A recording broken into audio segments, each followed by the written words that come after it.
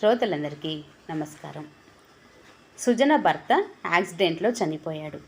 సుజనకి ఒక పాప ఉంది. కొన్ని సంవత్సరాల తర్వాత సుజనకి తండ్రి నచ్చజెప్పి మరో పెళ్లి చేయడానికి నిశ్చయించాడు. కానీ సుజనకి భయంగా ఉంది. సుజన తండ్రితో పాప అడ్జస్ట్ అవ్వగలదా? పాప విషయంలో సుజన తండ్రి ప్రవర్తన ఎలా ఉంది? చివరికి ఏం జరిగింది అనేది ఈ కథ ద్వారా తెలుసుకుందాం. ఆఫీస్ నుండి ఇంటికి వచ్చింది సుజన. లిఫ్ట్ దగ్గరికి వచ్చేసరికి కొంతమంది కూలీలు సామాన్లు పైకి తీసుకొని వెళ్తున్నారు. అపార్ట్మెంటులోకి కొత్త వాళ్ళు వచ్చారు కాబోలు అనుకొని, వాచ్మెన్ ఎవరొచ్చారు అంది సుజన. పెద్దవాళ్ళు వచ్చారమ్మా, రిటైర్ అయిపోయిన వాళ్ళు అన్నాడు వాచ్మెన్. సుజన వాళ్ళ పక్క పోర్షన్ అప్పటిదాకా ఖాళీగా ఉంది. ఎవరికో అమ్మేశారు అని తెలిసింది. కానీ ఎవరికి అమ్మారో తెలియలేదు. ఆ ఫ్లాట్ ఓనర్ వేరే ఊర్లో ఉంటాడు. అంతకుముందు పక్కింట్లో అద్దె వాళ్ళు ఉండేవాళ్ళు. ఇప్పుడు కొత్తగా ఎవరో కొనుక్కొని వచ్చారన్నమాట అనుకుంటూ పక్కింటి వైపు చూసింది. ఒక పెద్దాయన సామాను దింపిస్తున్నాడు. ఆయన్ని చూసి నవ్వుతూ నమస్కారం చేసింది. ఆయన కూడా నవ్వుతూ, ఇప్పుడే ఈ పోర్షన్లోకి వచ్చాము. నా పేరు ప్రకాశరావు. ఏజీ ఆఫీస్లో పనిచేసి రిటైర్ అయ్యాను అంటూ మీనా మీనా అని పిలిచాడు. నుదుటి మీద పెద్ద బొట్టు, నిండైన విగ్రహం, నేత చీర కట్టుకొని ఉన్న పెద్ద ఆవిడ వచ్చింది. మా ఆవిడ మీనాక్షి అంటూ పరిచయం చేశాడు ప్రకాశరావు. నమస్కారం పెట్టింది సుజన.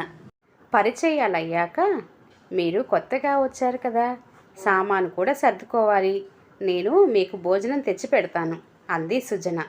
మీనాక్షి నవ్వుతూ, మీరేమీ శ్రమ తీసుకోకండి, మేము క్యారియర్ తెచ్చుకున్నాము, సామాను అంతా వీళ్ళే సర్ది పెడతారు, నాకు ఎక్కువ శ్రమ ఏమీ లేదులేండి అంది. కాసేపు కూర్చొని తమ గురించి చెప్పి పని మనిషి పాలవాడి నెంబర్లు ఇచ్చి తమ పోర్షన్లోకి వచ్చింది సుజన. సుజన కాలేజీలో ఫిజిక్స్ లెక్చరర్గా పనిచేస్తుంది. ఆమె భర్త రమేష్ 6 ఏళ్ల క్రితం యాక్సిడెంట్లో పోయాడు. ఒక్కతే పాప పద్మిని. స్కూల్లో 8th క్లాస్ చదువుతుంది. సుజనకు తోడుగా తల్లి పద్మజ, తండ్రి శ్రీనివాసరావు వచ్చి ఉంటున్నారు. పక్కింట్లో కొత్త వాళ్ళు వచ్చారు నాన్న అంది సుజన. చూశాను, సామాన్లు దింపుతున్నారు పనివాళ్ళు. ఇప్పుడు వాళ్ళు హడావుడిగా ఉంటారు కదా, కాసేపు ఆగి పలకరించి వస్తాను అన్నాడు శ్రీనివాసరావు. ఎప్పటి నుంచో పక్క ఇల్లు ఖాళీగా ఉంది. వీళ్ళు వచ్చారు, కాస్త మనకు పలుకుతోడు అంది పద్మజ. ప్రకాశరావు మీనాక్షిలతో త్వరగానే కలిసిపోయారు పద్మజ, శ్రీనివాసరావులు. ప్రొద్దున్నే కలిసి మగవాళ్ళిద్దరూ వాకింగు వెళ్ళి రావటం, కలిసి కూరలు తెచ్చుకోవటం, సాయంత్రాలు మాట్లాడుకోవటాలు, ఇలా జరుగుతుంది దినచర్య. ఇక ఆడవాళ్ళైతే పని ముగించుకొని కాసేపు కబుర్లు చెప్పుకోవటం, కలిసి పేరంటాలకు వెళ్ళటం, దేవాలయాలకి వెళ్ళటం, ఇలా సాగిపోతున్నది వారి దినచర్య. వీళ్ళ రాకతో తండ్రికి తల్లికి మంచి కాలక్షేపం జరుగుతున్నందుకు సుజనకు కూడా సంతోషంగా ఉంది. అంతకుముందు ఆ పోర్షన్లో ఒక యువజంట ఉండేవాళ్ళు. కానీ వాళ్ళు పక్క వాళ్ళతో ఎక్కువగా ఉండేవాళ్ళు కాదు, ఏదో అంటి ముట్టనట్లు ఉండేవాళ్ళు. వాళ్ళు ఖాళీ చేసిన తర్వాత ఆ పోర్షను చాలా కాలం ఖాళీగా ఉంది. ఇప్పటికీ వీళ్ళు రావడంతో శ్రీనివాసరావు దంపతులకు చాలా ఆనందంగా ఉంది. పైగా ఇద్దరిది ఒకే కులం కావటం కూడా ఒక రకంగా వారి స్నేహం పెరగటానికి కారణమయ్యింది. ప్రకాశరావు శ్రీనివాసుల సంభాషణలో తరచుగా సుజన గురించే ప్రస్తావన వస్తుండేది. చిన్నపిల్ల కదా, సుజనకు మీరు మళ్ళీ పెళ్లి ప్రయత్నాలు ఎందుకు మొదలు పెట్టకూడదు అని ప్రకాశరావు అడగడంతో నిట్టూర్చాడు శ్రీనివాసరావు. ఏమిటో చేసుకోవాలని లేదు అంటుంది. చాలాసార్లు చెప్పి చూశాను. పాప 8th క్లాస్కు వచ్చింది.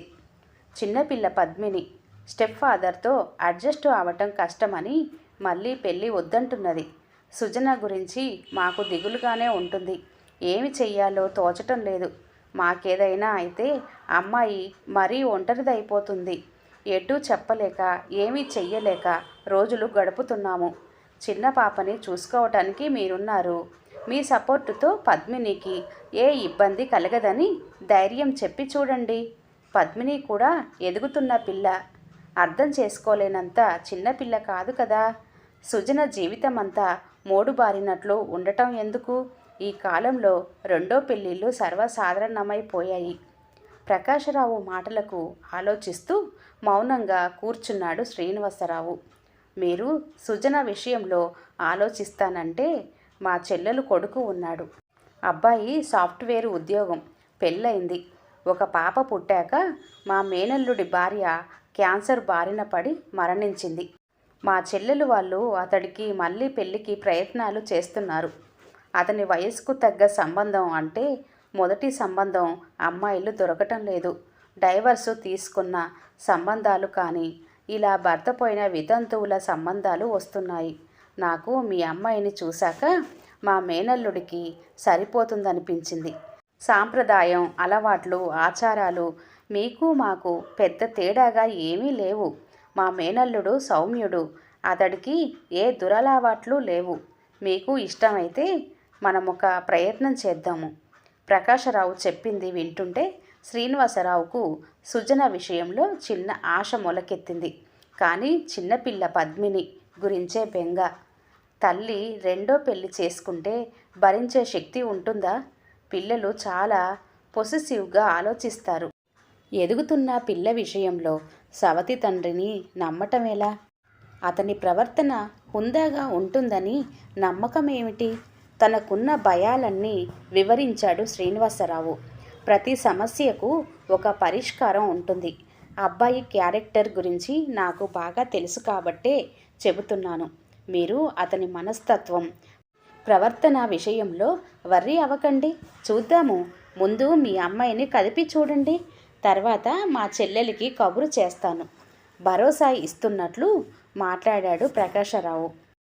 2 రోజుల తర్వాత సుజనతో మాట్లాడారు శ్రీనివాసరావు, పద్మజలు. ఎల్లకాలం మేము నీకు తోడుగా ఉండలేము. నీకు తోడుగా భర్త ఉన్నాడు అంటే మాకు నిశ్చింతగా ఉంటుంది. ఎంతమంది రెండో పెళ్లి చేసుకొని సుఖంగా ఉండటం లేదు. నువ్వు కొంచెం ఈ తరం అమ్మాయిలా ఆలోచించు. తల్లి తండ్రి మాటలకు ఆలోచిస్తూ ఉంది సుజన. నిజమే, అమ్మా నాన్న చెప్పింది ఆలోచించవలసిన విషయమే. కానీ పద్మిని గురించి కూడా ఆలోచించాలి అనుకుంటూ, పద్మిని నాకు దూరం అవుతుందేమోనని భయంగా ఉంది నాన్న. చిన్నపిల్ల, స్టెప్ ఫాదర్తో ఎలా అన్న విషయం ఆలోచించాలి. మనకు అంతా బాగుంటే ముందుకు వెళ్దాము. పద్మిని కంటే ముఖ్యం ఇంకెవ్వరూ లేరు. నువ్వు భయపడకు. నా ప్రాణం ఉన్నంత వరకు పద్మినిని చూసుకుంటాను. కూతురుకు ధైర్యం చెప్పాడు శ్రీనివాసరావు. 1 వారం తర్వాత తన చెల్లెలి కుటుంబాన్ని ఇంటికి పిలిచాడు ప్రకాశరావు. సుజనను చూసి ప్రకాశరావు చెల్లెలు అన్నపూర్ణకి, బావగారు గంగాధర్రావుకి తృప్తిగా అనిపించింది. వాళ్ళ అబ్బాయి సంజయ్కి 40 ఏళ్లుంటాయి. మనిషిని చూడంగానే స్నేహశీలి అనిపించింది శ్రీనివాసరావు దంపతులకి. సంజయ్ కూతురు మల్లికకు 7 ఏళ్ళు. చిన్నపిల్ల, ముద్దుగా అందరితో కబుర్లు చెప్తూ ఉంది. పద్మిని కూడా మల్లికను ఆడిస్తూ కూర్చుంది. బాల్కనీలో సంజయ్, సుజన కూర్చున్నారు. కాసేపు అతని ఆఫీసు విషయాలు, సుజన కాలేజీ విషయాలు మాట్లాడుకున్నారు. అంతకంటే అక్కడ ఏమీ మాట్లాడలేదు సంజయ్. కాసేపటికి అందరి దగ్గర సెలవు తీసుకొని బయలుదేరారు సంజయ్ వాళ్ళు. అబ్బాయి బాగానే ఉన్నాడు. మాట తీరు అది బాగానే ఉంది. మీకెలా అనిపించింది? ఇంటికి రాగానే భార్యను, కూతురిని అడిగాడు శ్రీనివాసరావు. నాకైతే పర్వాలేదు అనిపించింది. సుజన, నీకేమనిపించింది? అడిగింది పద్మజ. బాగానే మాట్లాడుతున్నాడు, కానీ ఇప్పుడే ఎలా చెప్పగలం? చూద్దాము. తల్లి, మనం తొందరపడొద్దు. ఇంకోసారి అన్ని విషయాలు మాట్లాడుకుందాము. ఆ రోజు వాళ్ళు ముగ్గురు ఆలోచిస్తూ గడిపారు. మరొక 2 సార్లు సంజయ్ వాళ్ళు రావటం, వీళ్ళతో మాట్లాడటం జరిగింది. పద్మిని, మల్లిక కూడా కొంచెం అలవాటయ్యారు. సుజన సంజయ్తో పద్మిని గురించి మాట్లాడేది. అతడు కూడా పిల్లలిద్దరి చదువు, భవిష్యత్తు గురించే మాట్లాడేవాడు. సుజనకు అతనితో మాట్లాడుతుంటే కొద్దిగా భయం తగ్గటం మొదలుపెట్టింది. మల్లిక అక్కా అక్కా అంటూ వచ్చినప్పుడల్లా పద్మినితో ఆడుకునేది. ఆ రోజు శనివారం. పద్మిని, మల్లిక లూడో ఆట ఆడుకుంటున్నారు. సంజయ్ పిల్లల దగ్గరికి వచ్చాడు. పద్మిని, నువ్వు డిబేట్స్కు వెళ్తుంటావా? అడిగాడు సంజయ్. లేదంకుల్, రేడియో స్టేషన్కు వెళ్తుంటాను. కల్చరల్ ప్రోగ్రామ్స్లో పార్టిసిపేట్ చేస్తుంటాను. నువ్వు డిబేట్స్కు, ఎస్ఐ రైటింగ్స్కు ప్రిపేర్ అవ్వు. వాటి వల్ల ఇంకా షార్ప్గా తయారవుతావు. కొంచెం ప్రిపేర్ అయితే చాలు, ఎక్కువ నాలెడ్జ్ గెయిన్ చేయొచ్చు. నువ్వు చాలా తెలివైన అమ్మాయివి, ఇంకొంచెం ప్రయత్నించు అన్నాడు సంజయ్.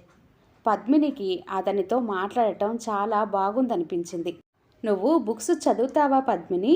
చదువుతాను అంకుల్. ఏం books? Famous 5, Harry Potter, mark Twain books, ఇలా. ఎనిడ్ బ్లైటన్ బుక్స్ తెచ్చాను, బాగుంటాయి. జూల్స్ వెర్న్ బుక్స్ కూడా నా దగ్గర ఉన్నాయి.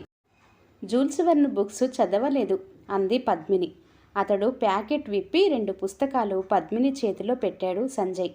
పద్మినికి బుక్ రీడింగ్ అంటే చాలా ఇష్టం. హోంవర్క్ అయ్యాక కొంచెం సేపు రోజు బుక్స్ చదువుతుంది. రేడియో స్టేషన్లో డ్రామాలకు వాయిస్ చెప్తుంటావని చెప్పారు మీ తాతగారు. అయితే తెలుగు బాగా వచ్చు కదా? అవునంకుల్, అమ్మ తాతయ్య తెలుగు నేర్పించారు. తెలుగులో ఏమేమి బుక్స్ చదివావు? తెలుగులో బుక్స్ ఇంకా ఏమీ చదవలేదు అంకుల్. చందమామ రెగ్యులర్గా చదువుతాను. తెలుగులో మంచి మంచి పుస్తకాలు ఉన్నాయి. నీకు నేను శ్రీపాద వారి చిన్న కథల పుస్తకాలు తెచ్చి ఇస్తాను. వాటిలో వడ్ల గింజలు, గులాబీ అత్తరు లాంటి కథలు చాలా ఉంటాయి, బాగుంటాయి. మీరు ఏం చదివారు అంకుల్? నేను ఇంజనీరింగ్లో మాస్టర్స్ చేశాను. ఇప్పుడు తెలుగులో అన్నమాచార్య కీర్తనల మీద పరిశోధన చేస్తున్నాను. మా అమ్మ ఫిజిక్స్లో మాస్టర్స్ చేసింది. పద్మినికి సంజయ్తో మాట్లాడటం చాలా సంతోషంగా ఉంది. అమ్మలాగా తాతయ్యలాగా సంజయ్ అంకుల్ చదువుకున్నవాడు. 1 నెల రోజులు గడిచాయి. పద్మిని అప్పుడప్పుడు సంజయ్తో కెరీర్ గురించి, పుస్తకాల గురించి మాట్లాడుతూ ఉంది. ఆ రోజు పద్మిని హోంవర్క్ చేసుకుంటూ ఉంది. శ్రీనివాసరావు మనవరాలి పక్కన కూర్చున్నాడు. హోంవర్క్ అయిందా బంగారు? అయిపోయింది తాతయ్య. నీతో ఒక విషయం మాట్లాడాలి. చెప్పండి తాతయ్య. నువ్వు కొంచెం ప్రశాంతంగా విను. సంజయ్ అంకుల్ గురించి నీ అభిప్రాయం ఏమిటి? పద్మిని కళ్ళు మెరిశాయి. అంకుల్ చాలా ఇంటెలిజెంట్. నా డిబేట్స్కు ఏమేమి చదవాలో గైడ్ చేస్తున్నారు. అంకుల్ అంటే మీకు కూడా ఇష్టమే కదూ? అవునమ్మా, మంచివాడు. మల్లిక కూడా నీకు బాగా అలవాటు అయింది కదూ? అవును తాతయ్య, బోలెడు కబుర్లు చెప్తుంది. చిన్నపిల్ల, దానితో ఆడుకోవటం సరదాగా ఉంటుంది నాకు, చెప్పింది పద్మిని. వాళ్ళు మన దగ్గరే ఉంటే ఎలా ఉంటుందా అని ఆలోచిస్తున్నాను, నెమ్మదిగా చెప్పాడు శ్రీనివాసరావు. పక్కింటి తాతగారి ఇంట్లోనా? ఉత్సాహం ధ్వనించింది పద్మిని గొంతులో. పద్మిని చెయ్యి పట్టుకున్నాడు శ్రీనివాసరావు. నువ్వు కొంచెం పెద్ద పిల్లవే కదా, నా మనసులో ఉన్న విషయం చెప్తున్నాను. నువ్వు అర్థం చేసుకుంటావని నమ్మకం నాకుంది. సంజయ్ అంకుల్తో అమ్మ పెళ్లి చేస్తే ఎలా ఉంటుంది? మేము నీకు తోడుగా ఉంటాము, కానీ మేము పెద్దవాళ్ళం అవుతున్నాము. అమ్మ నువ్వు ఒంటరిగా ఉండకుండా మీకు ఒక తోడు ఉంటుందని ఆలోచిస్తున్నాము. నీకు పెద్దగా మార్పు ఏమీ అనిపించదు. వాళ్ళు పక్కింట్లో ఉంటారు. పద్మిని ముఖంలోకి చూశాడు శ్రీనివాసరావు. పద్మిని మౌనంగా అయిపోయింది. సంజయ్ అంకుల్ అంటే ఇష్టమే, కానీ స్టెప్ ఫాదర్ అంటే మాత్రం ఆ పిల్ల మనసుకు అంతగా రుచించలేదు. నువ్వు ఈ విషయంలో ఏమనుకుంటున్నావో నాతో చెప్పు. నీకు ఇష్టం లేకుండా ఏ నిర్ణయము తీసుకోము. అమ్మ నీకు తోడుగా ఇప్పుడు ఉన్నట్లే ఉంటుంది. భయపడాల్సింది ఏమీ లేదు. ఆ పసి మనసులో భయం ప్రవేశించింది. అమ్మ వాళ్ళ ఇంటికి వెళ్తుందా? లేదు లేదు, నువ్వు కొంచెం పాజిటివ్గా ఆలోచించు. అమ్మ ఎక్కడికి వెళ్ళదు. నీకు అసలు ఇష్టం లేకపోతే ఈ ఆలోచన విరమించుకుంటాను. తాతయ్య భుజం మీద తలవాల్చింది పద్మిని. శ్రీనివాసరావు పద్మినిని పొదివి పట్టుకున్నాడు. రాత్రి సుజన పద్మిని పక్కన పడుకుంది. నీకు నాకు మధ్య సంజయ్ అంకుల్ వస్తాడని నువ్వు అనుకోవద్దు. మన మధ్య ఉన్న స్నేహం పోతుందని, నేను సంజయ్ని ఇష్టపడుతున్నానని అనుకోవద్దు. తల్లికి పిల్లల కంటే ఎవరూ ఎక్కువ కాదు. నువ్వు నాకొక్క పిల్లవి. అతని వల్ల మనకు ఇబ్బంది కలుగుతుందని నాకు అనిపించలేదు. మన ఇద్దరికీ కూడా తోడుగా ఉంటాడనే నమ్మకంగా ఉంది కాబట్టి నీకు భయం వేస్తే నేను ఈ ఆలోచన మానుకుంటాను. తల్లి మాటలకు ఎటూ చెప్పలేకపోయింది పద్మిని. ఆమె మనసులో ఒకవైపు సంజయ్ అంకుల్ మంచితనం గుర్తుకు వస్తూ ఉంది. కానీ అమ్మతో పెళ్ళి అనేదే కొంచెం గాబరాగా అనిపించింది. రెండో రోజు పద్మిని స్కూల్కు వెళ్ళింది. సునంద పద్మిని క్లాస్మేట్. సునంద అమ్మగారు మొదటి భర్తకు విడాకులిచ్చి రెండో పెళ్లి చేసుకుంది. ఈ మధ్యే ఆమెకు ఒక బాబు పుట్టాడు. సునంద తన తమ్ముడి గురించి క్లాస్మేట్స్తో చెప్తూ ఉంటుంది. మధ్యాహ్నం లంచ్ అవర్లో సునంద పక్కన కూర్చుంది పద్మిని. నిన్ను ఒక విషయం అడగాలి నందు. ఏమిటో చెప్పు. నీకు స్టెప్ ఫాదర్ ఉన్నారు కదా, ఎలా ఉంటుంది ఇంట్లో? నీకు భయం వేయదా? అమ్మ మా నాన్నతో డైవర్స్ తీసుకుంది. ఆయన మా దగ్గరికి రారు. 3 ఏళ్ల క్రితం అంకుల్తో అమ్మ పెళ్ళి అయ్యింది చెప్పింది సునంద. ఎలా ఉంటారు మీ స్టెప్ ఫాదర్? బాగానే ఉంటారు. నేను ఎక్కువ మా అమ్మమ్మ దగ్గరే ఉంటాను. మా ఇంట్లో మా అమ్మమ్మ ఉంటుంది. రాత్రిపూట మా అమ్మమ్మ దగ్గర పడుకుంటాను. ఇంట్లో చిన్న తమ్ముడితో ఆడుకుంటాను. నీకు ఫ్రీగా ఉంటుందా? ఎప్పుడన్నా కోపడతారా? టీవీ చూడాలంటే ఎలాగా? వద్దంటారా? ఆయన పట్టించుకోరు. నేను కొంచెం జాగ్రత్తగా ఉంటాను. కోప్పడరు, స్నేహంగానే ఉంటారు. కానీ ఎగిరి ఆయన పక్కన కూర్చొను. కొంచెం అడ్జస్ట్ అవ్వాలి. పెద్ద ప్రమాదం లేదు, కానీ నేను జాగ్రత్తగానే ఉంటాను. మీ అమ్మగారు పెళ్లి చేసుకుంటున్నారా? ఇంకా లేదు. నాకిష్టమైతే చేస్తామంటున్నారు తాతయ్య. దిగులు ధ్వనించింది పద్మిని గొంతులో. ఇప్పుడు చాలామందికి సెకండ్ మ్యారేజెస్ జరుగుతున్నాయి. మన ప్రమీల మిస్ సెకండ్ మ్యారేజ్ చేసుకుంది. మన క్లాసులో ప్రియా వాళ్ళ మదర్ కూడా సెకండ్ మ్యారేజ్ చేసుకుంది. నువ్వు ప్రియతో మాట్లాడు. వాళ్ళ ఇంట్లో ఎలా ఉంటుందో తెలుస్తుంది అంది సునంద. పద్మినికి కొంచెం ధైర్యంగాను కొంచెం భయంగానూ ఉంది. రెండో రోజు ప్రియతో మాట్లాడాక పద్మినికి తల్లి మళ్ళీ పెళ్లి చేసుకుంటే పెద్ద ప్రమాదం లేదు, కానీ ఇంట్లో స్టెప్ ఫాదర్ ఉంటే టీవీ దగ్గర అడ్జస్ట్ అవ్వాలి. ఎక్కడికైనా అమ్మ అంకుల్ వెళ్తుంటే వెంటబడి వెళ్ళకూడదు. ఎందుకంటే సొంత తండ్రి కాదు కాబట్టి. ఇంట్లో షార్ట్స్ పనీన్లు వేసుకొని తిరగకూడదు. అడ్డదిడ్డంగా కాళ్ళు పెట్టుకొని సోఫాలో జారగిలపడి కూర్చోకూడదు. కొంచెం పద్ధతిగా ఉండాలి. ఇవన్నీ తప్పనిసరి నియమాలు అని మాత్రం అర్థమయ్యింది. సాయంత్రం ఇంటికి రాగానే తాతయ్యతో తన ఫ్రీడమ్ గురించి ఫ్రెండ్స్ చెప్పిన విషయాలు చర్చించింది పద్మిని. నీకు అంకుల్ ఇంట్లో ఉంటే ప్రాబ్లం, కానీ అతడు పక్కింట్లో ఉంటే పర్వాలేదు కదా. ఇంతకు ముందులాగా అమ్మతో మాతో ఎక్కడికైనా వద్దువు గాని. అతడు మన ఇంట్లో ఉండడు. ఏదైనా టూరుకు వెళ్ళాలంటే మనము మాత్రమే వెళ్ళటానికి ప్లాన్ చేసుకుందాము, సరేనా? మనవరాలిని అనునయిస్తూ చెప్పాడు శ్రీనివాసరావు. ఆలోచిస్తూనే సరే అంటూ తన అంగీకారాన్ని తెలిపింది పద్మిని. సుజనకు కూడా మనసు 2 రకాలుగా ఆలోచిస్తుంది. సంజయ్ నచ్చాడు, కానీ తీరా ఈ పెళ్లి చేసుకుంటే పద్మిని మనసులో పెట్టేసుకొని తనకు దూరం అవుతుందేమోనని భయం ఆమెకు మనశ్శాంతి లేకుండా చేస్తుంది. సుజన మళ్ళీ పద్మినితో మాట్లాడింది. ఇంట్లో ఎటువంటి మార్పు రాదు. అంతకు ముందులాగానే అంతా ఉంటుంది. ఎటొచ్చి సంజయ్ మల్లిక పక్క ఇంట్లోకి వస్తారు, అంతే తేడా. ఈసారి పద్మిని కొద్దిగా ధైర్యంగానే ఒప్పుకుంది. తల్లి తన నుండి దూరం అవదు అనే ఆశ కొద్దిగా బలంగానే ఆమెలో విశ్వాసాన్ని నింపింది. 1 నెల రోజుల తర్వాత సంజయ్ సుజనల వివాహం జరిగింది. రిజిస్టర్ ఆఫీస్లో దండలు మార్చుకోవటం మినహా పెద్ద కార్యక్రమాలేమీ లేవు. సంజయ్ మల్లికలు పక్క ఇంట్లోకి వచ్చారు. పద్మినికి పెద్ద మార్పేమీ గోచరించలేదు. అంతకు ముందులాగా తాతయ్య, అమ్మమ్మ, తల్లి కూడా పద్మినిని చూసుకుంటున్నారు. సంజయ్ మాటిమాటికి శ్రీనివాసరావు ఇంటికి రాడు. వారంలో ఒకసారి వచ్చి కాసేపు కూర్చొని పద్మినితో చదువు గురించి, డిబేట్స్ గురించి మాట్లాడి పుస్తకాలు తెచ్చి ఇస్తున్నాడు. తల్లి అంతకు ముందులాగే తన పక్కనే పడుకుంటూ ఉండడంతో అప్పుడే ఎదుగుతున్న పద్మినికి కాస్త సంతోషంగా ఉంది. తల్లి తనకు దూరం అవదనే భావన ఆమెకు నిశ్చింతను కలగజేసింది.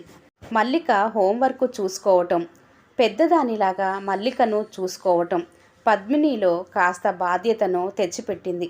2 నెలలు గడిచాయి. పద్మినికి 8th క్లాస్ పరీక్షలు అయిపోయాయి. ఇప్పుడు పద్మినిలో కొంచెం మార్పు వచ్చింది. తల్లితో సంజయ్ అంకుల్ బయటికి వెళ్ళినా పెద్ద పట్టించుకోవటం లేదు. తన పనిలో తాను ఉంటుంది.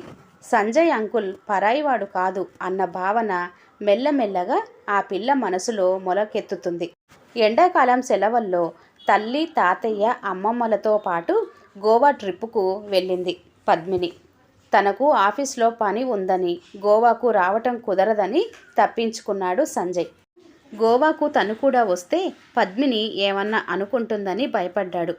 ఆ ట్రిప్పులో తమతో పాటు మల్లిక, సంజయ్ ఉంటే బాగుండు అని చాలాసార్లు అనుకుంది పద్మిని. గోవాలో చాలా మటుకు షాపింగ్ మల్లిక కోసం చేసింది. బొమ్మలు, గవ్వలు, బట్టలు, టోపీలు ఇలా. చివరగా సంజయ్ కోసం ఒక షర్టు కొనింది పద్మిని. గోవా నుండి వీళ్ళు రాగానే అక్కా అంటూ పద్మినిని చుట్టుకుంది మల్లిక.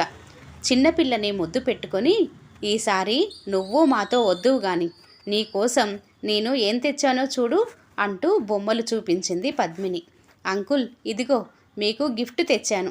తను తెచ్చిన షర్టు సంజయ్ చేతిలో పెట్టింది పద్మిని. స్నేహంగా నవ్వాడు సంజయ్. మెల్లమెల్లగా పద్మిని పరిస్థితులను అర్థం చేసుకుంటుందని శ్రీనివాసరావుకు నమ్మకం కలిగింది. అలా మోడుబారిన సుజన జీవితం మళ్ళీ చిగురించటం ప్రారంభమైందని ఆ తండ్రి హృదయం ఆనందంతో ఉప్పొంగింది. ఈ కథ ఇంతటితో సమాప్తమండి. కథ కనుక నచ్చినట్లయితే దయచేసి ఒక లైక్ చేయండి ప్లీజ్. కథ పేరు తోడు. రచించిన వారు టి. గాయత్రి గారు.